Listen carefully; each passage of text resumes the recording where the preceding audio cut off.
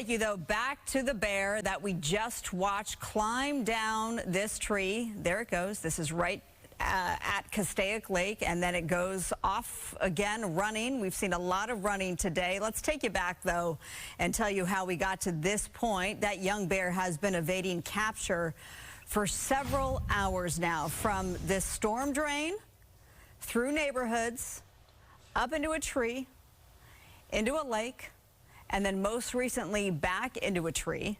And then now I think it's back in the tree right now. Fish and wildlife officials are hoping to trap the bear so they can relocate him to a more suitable habitat. Tim Daly, he is with the California Department of Fish and Wildlife, and he's taking the time out on this Monday night to talk more about the bear. Thank you so much, Tim.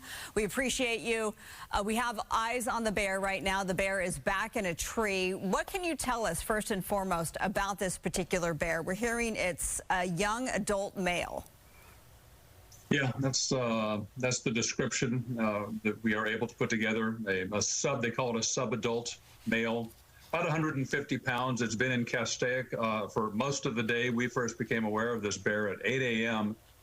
And when we first found it, it was up a tree in a neighborhood, not exactly right next to where we are now with the lake, in a residential area. So our original plan, because the bear was up a tree for a fair amount of time, our original plan was to put a trap at the bottom of that tree and bait it, and then hope that when the bear came down, it would be attracted to that trap, go inside, and then we would be able to take that bear up to what we call nearest suitable habitat. Well, the bear came down the tree. We made an attempt to dart it. It did not work. We didn't hit the bear either. It went up another tree, and in that second tree is when the bear apparently found a bee's nest, came down from that tree, and then spent much of the early to mid-afternoon running. And we were not trying to capture it throughout the afternoon. Our goal is to, in situations like this, certainly keep an eye on wildlife, just as well as local law enforcement did as well. They were there assisting us when we were assisting them. Mostly for public safety issues, just to keep people away from the bear and keep the bear away from people. But our goal in these situations is to sort of gently nudge or push a bear back to appropriate habitat. And we don't mean, of course, literally pushing, but just sort of be a strong presence on maybe on the south side, because we know there might be mountains out to the north. We just sort of edge our way, keep pushing the bear. The video you have, it's unbelievable, of the bear in the water. I've just now seen this for the first time. So it came from one side of that lake area, decided to swim over to the other, and that's where I understand we are now. We have Fish and Wildlife folks on the field still watching, on the ground there, still watching that bear. It's now up another tree. So our plan at this point is to let it be a bear. We are thinking it will come down at some point, and it's right next to what we think is great habitat. There's lots of mountain areas, both to the north, to the east, and to the west, but we're very encouraged that there is where it is. And so we're willing to let him sort of dictate how the rest of the evening goes.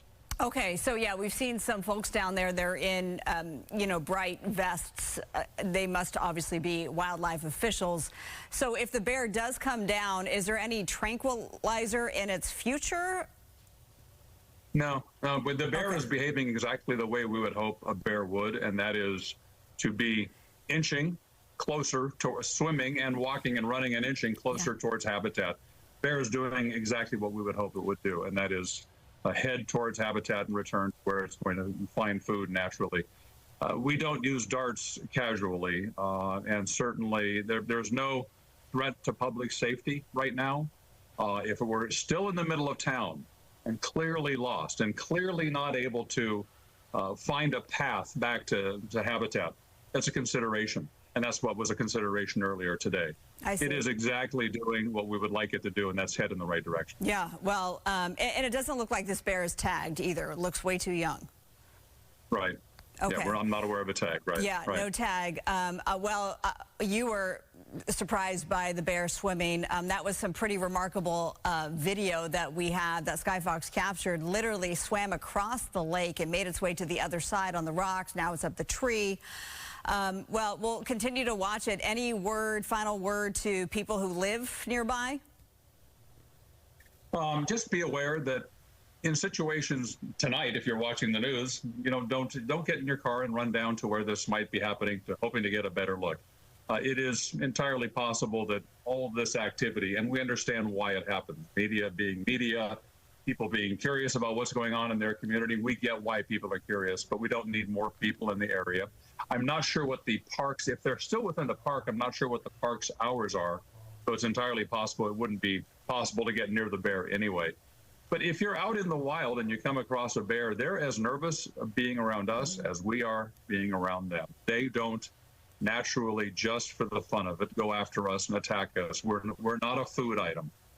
They eat grubs, and they eat berries, and they eat grass, and they're practically vegetarians, except for the salmon we see being consumed in Alaska by a much different kind of bear. Right.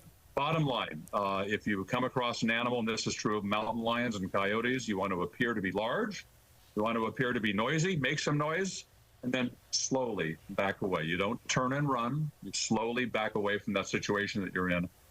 You don't want an animal to feel trapped and that the only thing it can do to protect itself or defend itself is harm a human. Slowly back out of that situation, and it's probably going to work out just fine. I'm going to ask you probably a stupid question. We know it's physically brown, but is it officially a brown bear?